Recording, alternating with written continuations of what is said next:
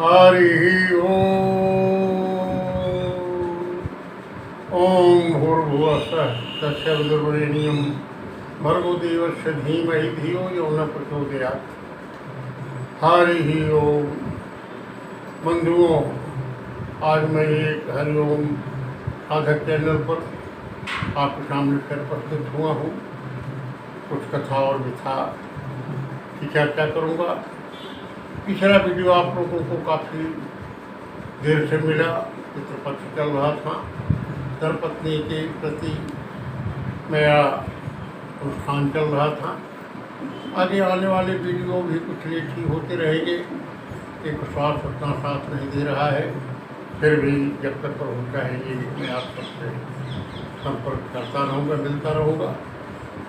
तो मैं इस वीडियो नंबर 11 में आपसे व्यथा की चर्चा करता हूँ, जो कथा के रूप में बदलता है, और मेरा ये व्यथा भी कथा के रूप में बदलना शुरू हो गया है। मैं आपको पीछे वीडियो में बता चुका हूँ, हवलदार का प्रमोशन पा करके मैं इगतपुरी गया था और वहाँ से 4 महीने की ट्रेनिंग करके जेल में जा करके वापस लौटा। वहाँ भी मुझे एक कन्या पैदा हुई थी 69 में। 70 में मैंने अपना ट्रांसफ़र मांगा बॉम्बे के लिए और उसे स्वीकार किया गया। मेरी पोस्टिंग दादर सेंट्रल रेलवे में कर दी गई। आने के बाद 10 रोज के बाद ही मुझे यहाँ अपना रेलवे क्वार्टर मिला हमको, और कुछ दिन के बाद मैं अपने दोनों बच्चों को जा कर के गाँव से ले आया और अपना गृहस्थाश्रम वहाँ शुरू कर दिया। बड़ी खुशी का माहौल था। पिताजी से मन में यहाँ आए और उन्होंने लोगों से मिलजुल करके कुछ दिन रहे, सबकी अपने भागीदार को दे करके बेच करके और तीर्थ करने के बड़ी खुशी के साथ में लोग गए।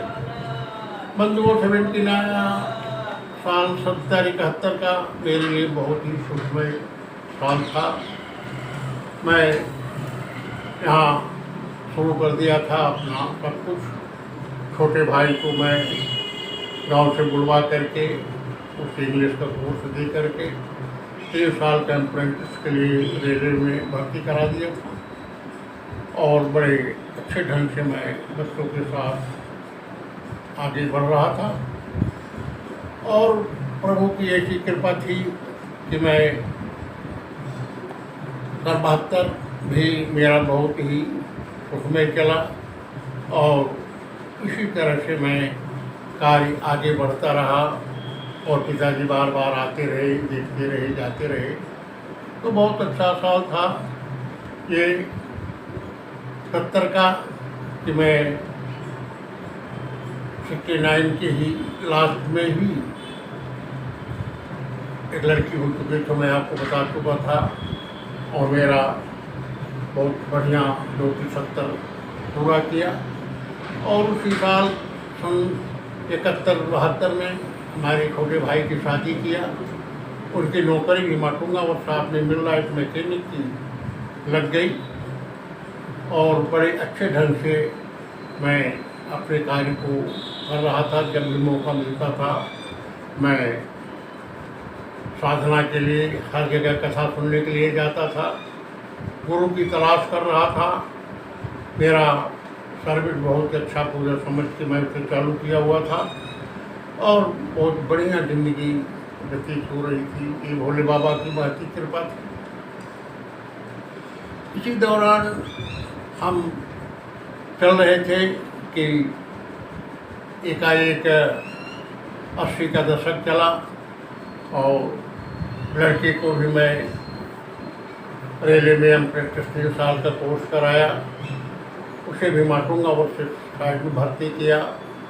उसकी भी शादी किया, बहू भी आ गई। छोटे भाई की फैमिली भी आई थी। 2 रूम मेरे पास था, उन्हें भी छोटे भाई को मुझे माटूंगा में रेलवे क्वार्टर मिल चुका था। और दोनों भाई एक साथ ही 2 क्वार्टर में रहते थे। वो नेशनल रेल मजदूर यूनियन में यूनियन के बहुत अच्छे नेता थे। एस.पी. मिश्रा के नाम से बुलाए जाते थे। और 80 के ही दशक में हमें उप निरीक्षक का पद प्राप्त हुआ। मेरी बदली CID ब्रांच में हो गई और मैं बड़ा संघर्षमय जीवन था CID ब्रांच का, लेकिन फिर भी मैं अपनी सर्विस के प्रति पूरा उपलब्ध था और अपने काम पर लगा हुआ था। बंधुओं, प्रभु की कृपा से शंकर जी की तक थी, हर जगह कथा वार्ता सुनता था। मैं उनका उपकार कभी जीवन भर नहीं भूल पाऊँगा। कृपा प्रभु की सदैव रही। उन्हीं के बल पर ही मेरी सारी कार्य चल रहे थे और मैं पूरे परिवार के साथ खुशहाल था। जो कुछ भी मुझे मिल रहा था, मेरे परिवार का पालन पोषण हो रहा था, घर भी प्रतिष्ठित था, पिता भी बहुत प्रसन्न थे और अपने व्यथा यहीं सन 80 तक रोक करके मैं आगे आपसे कुछ कथा के बारे में बात करूँगा। बंधुओं, जैसा कि हम आपसे बातचीत कर चुके थे, चर्चा चल रही थी रामचरितमानस की। रामचरितमानस के रचयिता गोस्वामी तुलसीदास जी थे। उनका वर्णन मैंने आपसे किया। जो उसने अपने जो उनकी व्यथा थी वो कथा के रूप में बदली और उन्हें ईश्वर हनुमान जी की कृपा से ईश्वर का साक्षात्कार हो गया। और साक्षात्कार के बाद शिव बाबा की प्रेरणा से उनको हनुमान जी ने मार्गदर्शन दिया कि आप प्रभु की चर्चा करें, रामचरितमानस की चर्चा करें। और उसी विषय में वो बनारस चले गए और अपने मन चिंतन में लग गए। उन्हें प्रेरणा मिली कि आप वो 15वीं सदी चल रही थी, मुगल साम्राज्य था, हिंदू गुलाम बन चुके थे, हिंदू और हिंदी डूबने के कगार पर थी। मजबूरन लोग अपना धर्म पलायन कर रहे थे, बदल रहे थे, निसहाय लग रहे थे, कोई मददगार नहीं था। फिर भी ईश्वरी कृपा से गोस्वामी जी ने रामचरितमानस की रचना की और उस रचना ने रामचरितमानस ने हिंदी और हिंदुओं की मर्यादा को रख लिया, उनको प्राण रक्षा कर दी। और उसमें वजह हुआ कि आज हिंदू विश्वगुरु बनने के लिए तैयार हैं। हिंदी और हिंदू आज संसार में जाने जाते हैं। ये गोस्वामी कृपा जी की कृपा थी। मैं तो कहूँगा कि तुलसी न होते भारत में कि हिंदी आज कहाँ होती, इसके मस्तक पर रामायण की बिंदी नहीं लगी होती। रामचरितमानस मानव जीवन का संविधान था, सिर्फ हिंदुओं के लिए नहीं बल्कि मानव जीवन पर था, सारे मनुष्य के जीवन पर था। और संसार का संविधान था और ईश्वरीय कृत्य था, ईश्वरी की कृपा थी, इसलिए उसको कोई इनकार नहीं था। एक महान ग्रंथ बना जिस पर काफ़ी विद्वानों ने चर्चा की और उसे ले जा कर के वाराणसी में बाबा विश्वनाथ के दरबार में बंद किया गया लोगों को पहरे में। और उस पर शिव बाबा ने अपने हाथ से सत्यम शिवम सुंदरम लिखा और उसका सर्टिफाई कर दिया। उसे विश्व का ग्रंथों का राजा बना दिया, चाहे वह श्रीमद् भागवत हो, चाहे बड़े और पुराण हो, वेद हो, सबका निचोड़ गोस्वामी जी ने उसमें लिख दिया, सरल भाषा में लिख दिया कि आप यह जानने का प्रयास करें कि मैं कौन हूँ, कहाँ से आया हूँ, कहाँ जाना है, या ब्रह्म क्या है, जीव क्या है, माया क्या है। यह निरूपण, इसका अर्थ और इसके उत्तर, इसका प्रश्न सब उसमें निहित है। यदि आप चाहे ज़्यादा पढ़े लिखे हों, चाहे कम पढ़े लिखे हों, अपने बुद्धि के अनुसार आप उसे समझ सकते हैं। भक्ति मार्ग से उस पर चलना बंधुओं सबसे बड़ी बात नहीं है कि पढ़ना और उस ग्रंथ को लाल कपड़े में बांध कर उसकी पूजा करना, तो उसका ध्येय पूरा नहीं होता है। उसमें मुझे लिखा है कि आप भक्ति कीजिए, मन से कीजिए, निस्वार्थ कीजिए, लगातार करते रहिए, तो विश्वास के साथ करिए। धोखाधड़ी वाला जो चारों ओर अखंड रामायण, सुंदरकांड, यज्ञ, होम, कथा चल रही है, ये सब बिजनेस को बना करके रख दिए हैं। इसे धर्म तो नहीं कहा जा सकता, फिर भी कर रहे हैं, इतने क्या कुछ हमें। तो जल्द से जल्द आप प्रभु को पुकारेंगे तो प्रभु आपकी मदद करेंगे। और गोस्वामी तुलसीदास का सदैव लोग ऋणी रहेंगे, सतयुगों तक ऋणी रहेंगे। उस महान पुरुष को मैं सत सत प्रणाम करता हूँ। मैं इस पर आगे भी प्रकाश डालूँगा। हरिओम। बंधुओं, मैं तो कहूँगा कि तुलसी न होते भारत में तो हिंदी आज कहाँ होती, इसके मस्तक पर रामायण की बिंदी नहीं लगी होती। आज हम विश्व गुरु कहलाने जा रहे हैं इसी के बल पर। आप से मैं बता चुका हूँ तो गोस्वामी तुलसीदास का जनमानस ऋणी रहेगा, सदैव ऋणी रहेगा। प्रभु की कृपा है कि ऐसे महान संत हमारे बीच में पधारे कि जिनकी कृपा का प्रभाव उत्तर भारत, बिहार, तमाम प्रांतों पर पड़ा। हिंदी की जन्म दे दिया उन्होंने, हिंदू की रक्षा कर ली, हिंदुओं की रक्षा कर ली। इसके लिए उन्हें सत सत प्रणाम करता हूँ। इनके विषय में गोस्वामी जी के हमारे परम पूज्य पिता पंत राम लखन जी पुणे जी अपने कवितावली में इन पर बहुत अच्छा प्रकाश डाला है।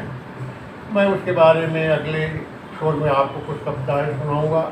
उन्होंने इनके बारे में जो कुछ लिखा है, हम सदैव भगवान की भक्ति करना चाहते हैं, भगवान को पाना चाहते हैं, लेकिन दिखावा ज़्यादा करते हैं, प्रेम कम करते हैं। हर तरह प्रेम जगत में सार और कुछ सार नहीं। प्रेम निस्वार्थ होता है, प्रेम में कुछ बिजनेस नहीं होता। इसलिए आप अखंड प्रेम करेंगे, निस्वार्थ प्रेम करेंगे और लगातार करेंगे, निष्ठा के साथ करेंगे तो प्रभु आपसे प्रेम अवश्य करेंगे। और जब प्रभु प्रेम करेंगे तो भक्ति मिलने में कोई भी देरी नहीं है। आप समझ जाओगे कि आप कौन हो, कहाँ से आए हो, कहाँ जाना है, या ब्रह्म क्या है, माया क्या है, जीव है क्या है, सब एक ही है, प्रभु की है। यदि प्रभु आपके बन जाएंगे तो उनका सब कुछ आपका ही हो जाएगा। फिर झगड़ा किस बात की है, ब्रह्म ही मेरा, माया भी मेरी और जीव भी मेरा।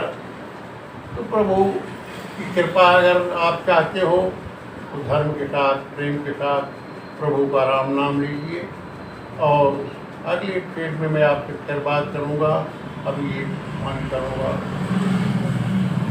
हरि ओम, हरि ओम, हरि ओम, हरि ओम, हरि ओम, हरि ओम, हरि ओम, हरि ओम, हरि ओम, हरि ओम, हरि ओम, हरि ओम। गोस्वामी तुलसीदास ने लिखा है कि अब लो नसानी अब नानत हो, राम कृपा भई निथा सिरानी, जागे फिर न दसनी हो। अब लो नसानी अब नानत हो, राम कृपा भई दिशा सिरानी, जागे फिर न दसनी हो। पायो चारु नाम चिंतामणि, उर करते न खसनी हो। अब लो नसानी अब नानसनी हो। हरि ओम तत्सत। नागेंद्र प्रसाद मिश्र।